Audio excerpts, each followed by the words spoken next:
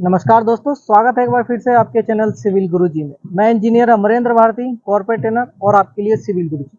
दोस्तों, आज के इस वीडियो में हम लोग बात करेंगे स्लैब के रेनफोर्समेंट के बारे में। जैसा आपको दिख रहा होगा, हमारे साथ हैं ट्रेनी इंजीनियर्स और हम लोग आए हुए हैं साइट पे। और एक बार आपको मैं साइट दिखा दूं। यहाँ पे एक बहुत बड़ा सा साइट है जिसपे कि पूरा रेनफोर्समेंट लग चुका है, और ये किस तरीके से लगता है और हम लोग कैसे इसको लगाते हैं उसको भी सीखेंगे और इसके बारे में जानेंगे। तो अगर आप भी स्लैब के बारे में सीखना चाह रहे हो कि किस तरीके से हमारा रेनफोर्समेंट लगता है, तो दोस्तों नोट्स के साथ जरूर बैठ, मतलब कॉपी पेन लेके बैठ जाओ, ताकि आप भी इन चीजों को आराम से सीख सको, जैसा कि हम लोग साइड से आज आपको बताने वाले हैं। यहाँ पे हमारे साथ ट्रेनिंग इंजीनियर्स भी है, वो भी सीखेंगे।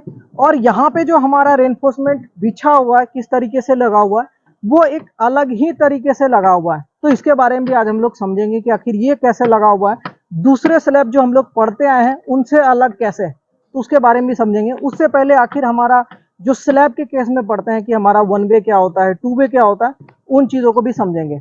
तो इस वीडियो के अंत तक बने रहना, ताकि आप भी इन चीजों को आराम से सीख पाओ। तो चलिए तो शुरू करते हैं ये वीडियो। तो देखो, हम लोग स्लैब के बारे में जब पढ़ते हैं तो हमारा दो टाइप का हो जाता है। एक होता है आपका 1 वे स्लैब और होता है 2 वे स्लैब।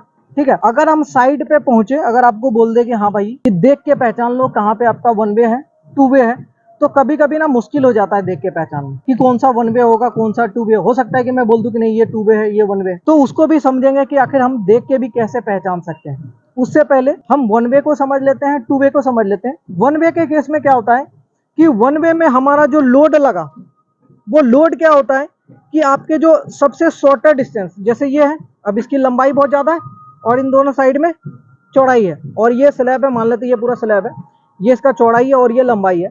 अगर बीच में लोड लगा तो लोड जल्दी से किस पे पहुंचेगा, जो सबसे पास वाला रहेगा, और सबसे पास वाला यही है लंबे वाला, तो इसमें तुरंत लोड पहुंच जाएगा।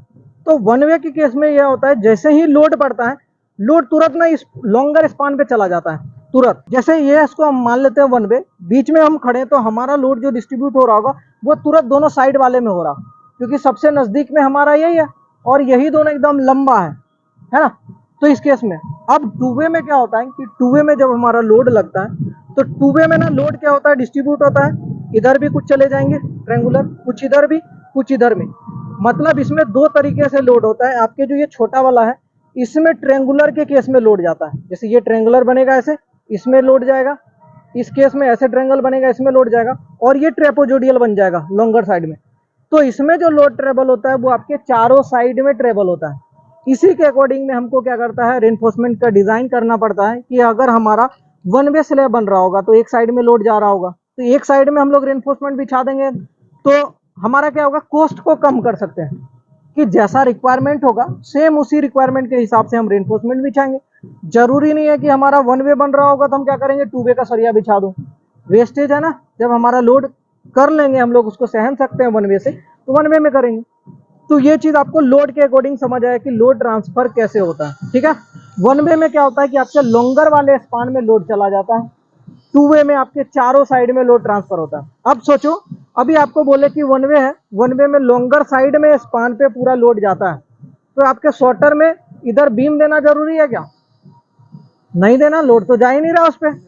तो 1 वे में हम देख के तब पहचान सकते हैं कि सिर्फ आपका एक ऐसे बीम जा रहा होगा, एक ऐसे बीम पूरा छत डला हुआ है, तो उसको देख के हम पहचान सकते हैं हाँ भाई 1 वे है, क्योंकि इसके दो साइड में ही बीम है। लोड बीम पे ट्रांसफर होता है, स्लैब का बीम कैरी करता है, बीम का लोड कॉलम कैरी करता है, कॉलम जाके फुटिंग में देता है। यही है लोड ट्रांसफर का मैकेनिज्म, इस तरीके से ट्रांसफर होता है। तो अब यहाँ से देखने का जो बात बोले थे कि देख के पहचान सकते हैं, तो देख के तभी पहचान सकते हैं जब आपके लॉन्गिट्यूडनल साइड में आपके दो बीम जा रहे होंगे और दोनों साइड में एकदम बीम नहीं है। अब ऐसा कभी घर डिजाइन होता है क्या आपके जो एक रूम बना उस रूम में कि दो साइड में दो इधर नहीं दो? नहीं होता है, क्योंकि उस समय बहुत सारे रूम बनते हैं ना आसपास में, तो सबके लिए कहीं ना कहीं बीम होगा। तो हम सिर्फ ऊपर में छत पे चढ़ के नहीं बता सकते कि 1 वे होगा 2 वे होगा। ठीक है, अब इसको हम लोग समझेंगे कैसे 1 वे 2 वे क्या होता है। तो इसके लिए एक छोटा सा बस फॉर्मूला है, आपको याद रखना है कि आपको एक चीज पता होगा कि आपका सबसे लंबा वाला स्पान कौन होगा और आपका छोटा वाला स्पान कौन होगा। ठीक है, उस केस में हम लोग करते हैं, अगर हमारा लॉन्गर स्पान बटा में छोटा स्पान अगर हमारा 2 से बड़ा रहा तो हमारा 1 वे स्लैब हो जाता है। क्या होता है कि हमारा लॉन्गर स्पान अपॉन में शॉर्टर स्पान को डिवाइड करेंगे, अगर वैल्यू 2 से बड़ा आ गया तो वो हमारा 1 वे हो गया। समझे, 1 वे हो गया। वहीं पे 2 वे क्या होगा, लॉन्गर स्पान अपॉन में शॉर्टर स्पान का वैल्यू 2 से छोटा आ जाता है, तो उस केस में क्या होगा, हमारा टू वे स्लैब होगा। तो हम लोग टू वे के तरह से हम लोग रेनफोर्समेंट को डिजाइन करेंगे। ठीक है, कहने का मतलब अभी जैसे ये था आपका लॉन्गर, ये था आपका शॉर्टर। ठीक है, अगर इसकी जो लेंथ होगी इसको इस वाले लेंथ से डिवाइड करेंगे, 2 से ज्यादा हो गया तो वन वे में करेंगे। ठीक है, वन वे की तरह हम लोग बिछाएंगे, और हमारा इसकी वैल्यू 2 से छोटा आ जाता है तो टू वे की तरफ से बिछाएंगे। क्लियर है इतना? अब यहाँ पे देखो, मैं जिस स्लेब पे भी खड़ा हूँ इसके चारों साइड में बस यहाँ जहाँ सेंटर पे खड़ा हूँ बस एक सिंगल मेस बिछा हुआ है, नीचे सिंगल जाली है ना, कि मतलब एक ऐसे आया है एक ऐसे सिंगल जाली है।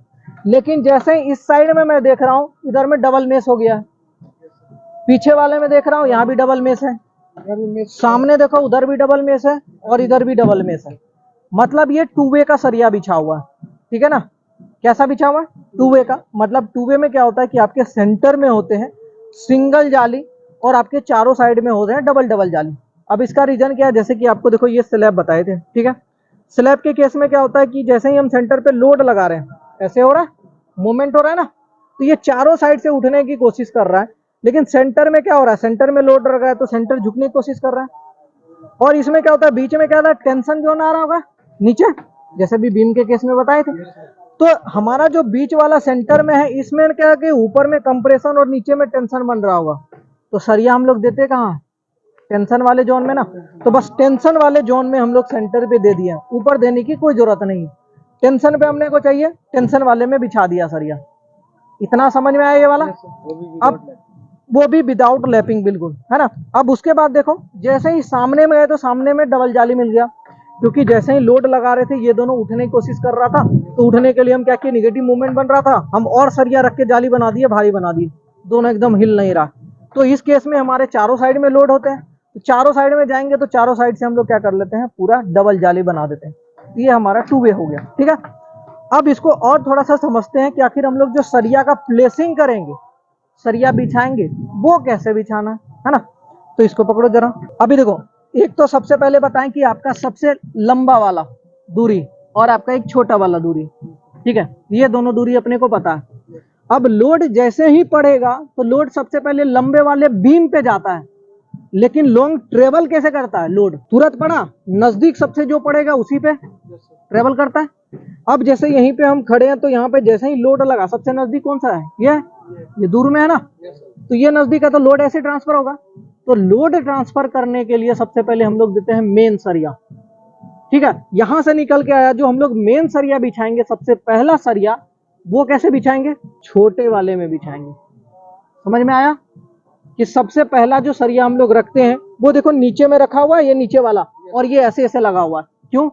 क्योंकि ये छोटा डिस्टेंस है, ये वाला बड़ा डिस्टेंस है। तो ये शॉर्टर स्पान में हम लोग सबसे पहले नीचे में सरिया बिछाते हैं। हाँ, शॉर्टर वाले में, याद रहेगा। तो सबसे पहला सरिया कहाँ लगा रहे हैं, शॉर्टर वाले में। तो शॉर्टर वाले में वहां से लेके यहाँ तक क्लियर स्पान है पूरा, वहां से लेके नीचे में पूरा बिछा दो, है ना। अब इसके ऊपर में डबल मेस बनाना पड़ेगा, तो दूसरा सरिया इसके ऊपर में बिछाएंगे, वो आपके लॉन्गिट्यूडनल डायरेक्शन में है, वो बिछा दिए। देखो, ये सबसे पहला नीचे वाला जो ये शॉर्टर वाला सबसे छोटा डिस्टेंस, और इसके ऊपर वाला जो ये लगा हुआ है ये आपके कौन सा है, लॉन्गिट्यूडनल में। ठीक है, इसको बोलते हैं मेन बार, इसको बोलते हैं डिस्ट्रीब्यूशन बार। इसका क्या काम होता है, इसको सपोर्ट करता है, लोड आता है ये नीचे वाले को बांट देता है। मेन बार का काम है लोड को ट्रांसफर करके बीम में दे देता है। और ये बीच में इतना सा इसलिए देते हैं क्योंकि बीच में सिर्फ टेंशन बन रहा है, कंप्रेशन में नहीं आ रहा है, इसलिए बीच में दे रहे। साइड साइड में निगेटिव मूवमेंट ज्यादा बन रहा था तो साइड में हम लोग प्रोवाइड कर रहे थे। जनरली आप लोग जब पढ़े होंगे, आप लोग देखे होंगे, तो आप लोग देखते हैं ना कि क्रैंक मोड़ा हुआ है, क्रैंक, और क्रैंक उतने ही एरिया में मोड़ते हैं हम लोग जितने एरिया में हमारा क्या आता है, लोड का इफेक्ट आता है, निगेटिव मूवमेंट। अब उस चीज को खत्म करने के लिए यहाँ पे क्या किया भाई साहब ने, क्रैंक वैंक नहीं मोड़ा, डबल मेस ही डाल दिया। ये भी बढ़िया कि इसका इफेक्ट यहाँ से यहाँ तक आ रहा था, L/4 तक जनरली हम लोग लेते हैं, बाकी डिजाइन के अकॉर्डिंग में आपका चेंज होते रहता है। हो सकता है कहीं पे L/3 आएगा, L/4 भी आएगा, L/5 तक जाता है, तो वो डिजाइन में, लेकिन हम लोग नॉर्मली कम से कम L/4 को देखते हैं। तो अब देखो, ये लॉन्गिट्यूडनल डायरेक्शन, यहां से वहां क्लियर स्पान मान लेते हैं टोटल L होगा, तो ये वाला एरिया यहां से लेके यहां तक L/4, तो ऊपर में L/4 तक में इफेक्ट आता, तो हम क्या किए, ऊपर में L/4 तक हम क्या किए, सरिया प्रोवाइड कर दिए। यहाँ पे क्रैंक तोड़ना था, हम लोग क्रैंक नहीं देके क्या किए, एक सरिया ही प्रोवाइड कर दिए पूरा। आधा उस स्लैब के लिए, आधा इस स्लैब के लिए, दोनों को ऐड करके सरिया कटा लिए। आसान तरीका, कोई क्रैंक नहीं। सेम अब इस साइड में जब बात करेंगे तो एक स्लैब उधर है, एक स्लैब इधर है। तो इस स्लैब के लिए देखो, अब ये छोटा वाला है ना, ये छोटा स्पान, इसका L/4 देखो ये छोटा हो गया उसके रिस्पेक्ट में, तो ये L/4, सेम उस छत का L/4, दोनों को ऐड किए, बीम का जो चौड़ाई उस बीम को ऐड किए, एक सरिया कटवा ली, तो पूरा बिछ गया। मतलब ये सरिया आपके L/4 इधर में भी काम आ गया, वो सरिया L/4 उधर में ही काम आ गया। ये बीम रहा, इस बीम में L/4 इधर काम आ गया, L/4 उधर काम आ गया, इस बीम के लिए L/4 इधर हो गया, L/4 उधर हो गया। तो ये स्लैब के चारों साइड में आपके जो क्रैंक तोड़ के ऊपर करते, उसकी कहानी खत्म होगी, डबल मैश ही बिछ गया।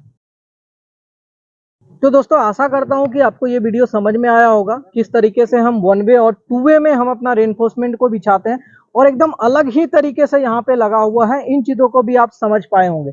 अगर ये वीडियो आपको अच्छा लगा होगा तो इस वीडियो के नीचे कमेंट में आप जरूर लिखना और अपने दोस्तों के साथ शेयर करना, ताकि वो भी इन चीजों को सीख सके। और अगर आप भी इन सारी चीजों को सीखना चाहते हो तो हमारे साथ जुड़ सकते हैं, कॉल कर सकते हैं 9111001234 पर। वीडियो देखने के लिए बहुत बहुत धन्यवाद। मिलेंगे अब अगले वीडियो में अगली जानकारी के साथ, तब तक जय हिंद, जय भारत।